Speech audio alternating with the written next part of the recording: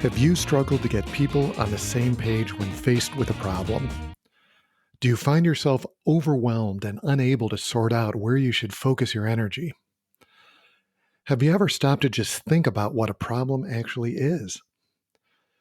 Hi, I'm Seth Dobbs, and this is the Principle Driven Leadership Podcast, where I share principles of leadership along with examples of how to apply them to help make you be the best leader you can be. These principles are based on my years of experience as an executive leader, in building teams and organizations, and in coaching others to become leaders themselves. And I believe that not only can anyone develop leadership skills, but that everyone can and should develop leadership skills. I think they're essential for helping you achieve your best in whatever way you might be trying to make an impact. And that's because leadership skills help you better influence others to effectively create durable results. And leadership is a journey, often one that's full of setbacks and distractions, sometimes so much so that it can feel like you're not really accomplishing anything beyond just spinning your wheels. Now, one of the biggest challenges that I've seen organizations face in problem resolution is actually recognizing and clarifying a problem. Now, many of these teams rightfully pride themselves on being really good problem solvers. But I've learned that if you're not a good problem identifier, you can actually waste a lot of energy and create a lot of frustration. You can easily become overwhelmed by trying to fix things that don't actually need fixing, or the reverse, suffer from not recognizing a problem when they're prominent and in front of you. Identifying problems and then refining your understanding of them is actually a pretty deep topic. And today I'm going to cover 3 key concepts. First, what a problem isn't. Second, what a problem is. And third, how to frame a problem. So the first concept, what a problem isn't. I think it's easy to get distracted by things we shouldn't be distracted by. I think that's why they're called distractions. But these distractions often masquerade as very important things. And there are many things that can surface as problems that people find urgent, people feel need to address, including yourself, that simply aren't problems. For now, I want to highlight 2 things that we treat as problems that are not, in fact, problems in and of themselves. And that is something being done differently than the way you would do it, and the absence of a known solution. I think both of these are prevalent in many organizations, and they can just chew up a ton of effort that could be spent more productively elsewhere. So let's start with the first one.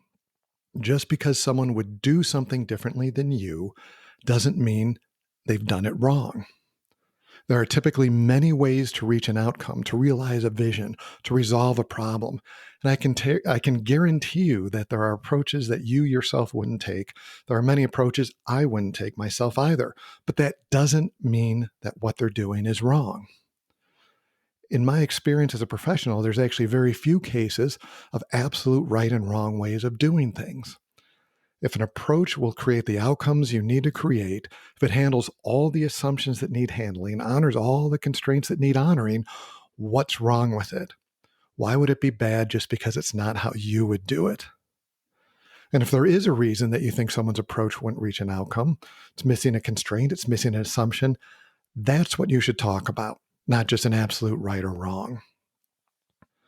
And I think one thing to consider, while you yourself may have once been a strong individual contributor, the more you move into leadership and get away from just doing things, the less I find that you can actually trust how you once did things. So you definitely don't want to make somebody doing something differently than you a problem in and of itself. The second thing I often see us treat as a problem that is not in fact a problem is treating the absence of a solution as a problem. And this is insidious, especially in the world of digital and technology products.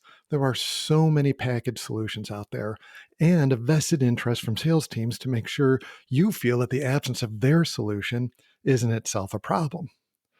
And I've seen this play out a lot of ways. I knew someone that was once trying to build momentum around buying a software package to support and monitor her team's work. She basically showed it to me and said, look at all these great reports. My question was, do you need all of that? What are you going to do with that information? Well, we don't get this information now. So that wasn't really solving a problem. All she had was an absence of something, these reports, but not a purpose in having them. Nonetheless, she ended up getting approval to buy it, but to this day doesn't use most of it. So the two things, people doing something differently than you and the absence of a solution, neither of those are problems in and of themselves. So let's move to concept 2 and talk about what a problem is. How do you recognize when something is a problem? It's actually a deep question in some ways. It's hard to face reality and to prioritize against what you're seeing. That is, engage in the spirit of ongoing problem resolution if you can't actually decide if something is a problem or not. Something is a problem when it prevents you from reaching your vision. If something occurs that needs to be overcome, surmounted, worked around, and so forth to reach your vision, to reach the desired outcomes, it's a problem. Conversely, if something you perceive as a problem isn't preventing you from reaching your vision, is it actually a problem? Does it need to be addressed? In my experience, it does not. You should be focusing your energy elsewhere. This concept gives you a filter to rapidly sort out the things that you simply don't like from having to be addressed, as well as things that others might consider a problem, and focus your energy on the few things that really do need addressing because they're getting in the way of you reaching your vision. So I've spoken in the past about the first core principle of leadership, that leaders provide vision. This concept of defining what a problem is the big link between vision and problem resolution, and why, as a leader, you start with vision. Without reasonable vision clarity, it's hard to truly recognize if something is a problem. In other words, if you don't know where you're going, it's hard to discern if something is actually in the way of getting there. Now, typically, I see people needing to embrace this concept to filter out the noise, to filter out the things that aren't problems. And you're probably experiencing this, surrounded by lots of so-called problems. But with a little bit of analysis, you might see that many things you and others are raising aren't actually, in fact, preventing you from reaching your vision.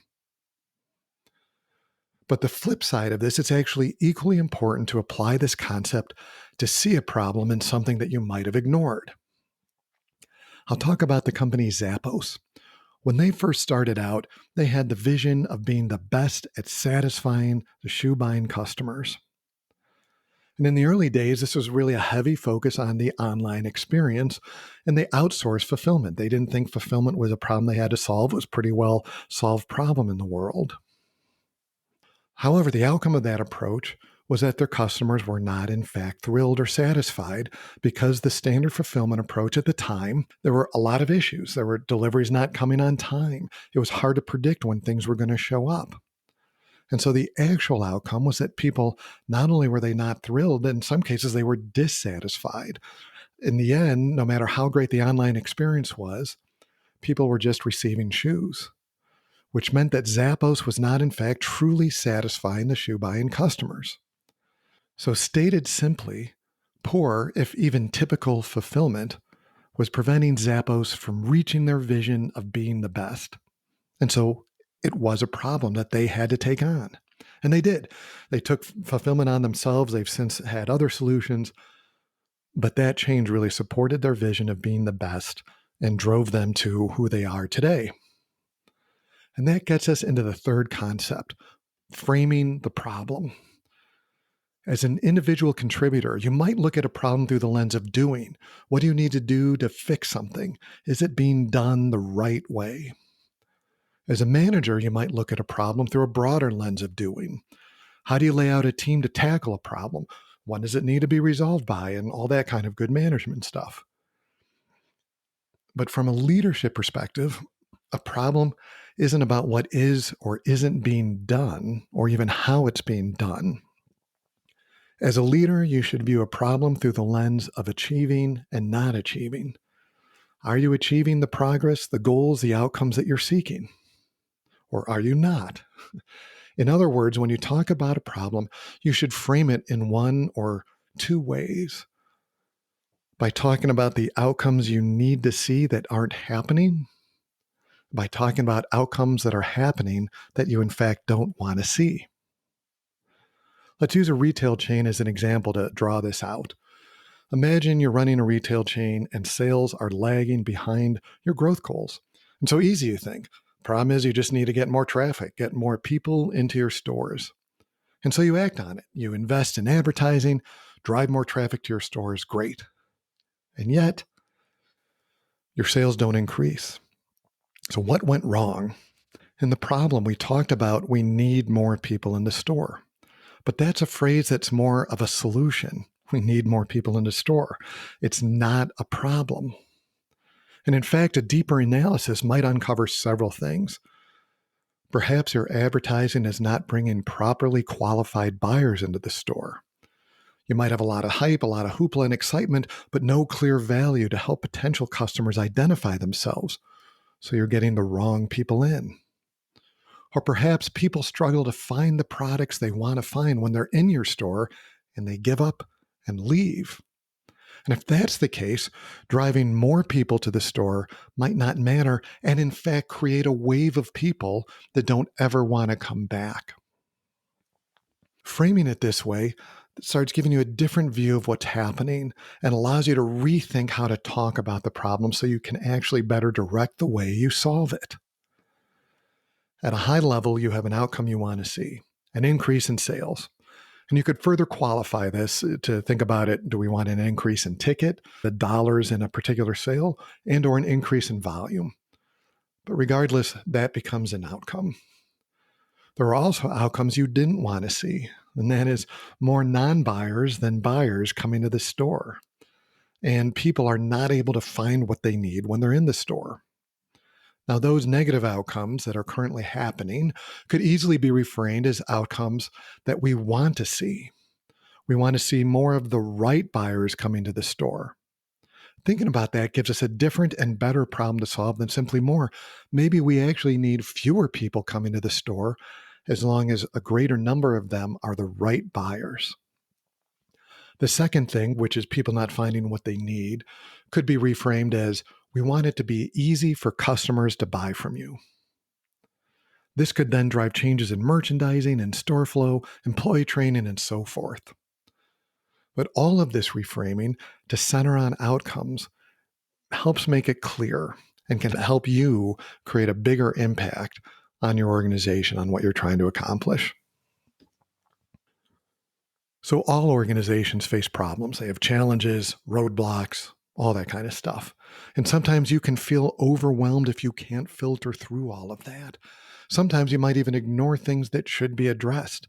So getting good at identifying what is and isn't a problem, and then revamping the way you think and talk about the problems can go a long way to helping you see reality, to prioritizing your efforts, to be more effective in reaching resolution. And the three key concepts to help you get better at this: 1, be clear on the kinds of things that seems like problems but are not in fact problems, like things just being done in a different way than you do it, or solutions in search of a problem. 2, be clear on what a problem is. And that's something that gets in the way of reaching your vision, of reaching the outcomes your team is trying to achieve. And 3, frame problems in terms of outcomes you want to see but aren't seeing, and outcomes that you're seeing but don't want to see. And with practice, applying these 3 concepts will help you make a very effective team. So I want you to think about how often does organizational muscle memory kick in and just provide solutions disguised as problems or the absence of solutions. And think about what you're currently treating as a problem that is not, in fact, getting in the way of reaching your vision. How can you apply these 3 concepts today to reprioritize where your energy and your team's energy is being spent? Thanks so much for joining me. Please subscribe and share with a friend if you liked it. And join me next time where I'm going to talk about the 3rd core principle of leadership, that leaders create more leaders.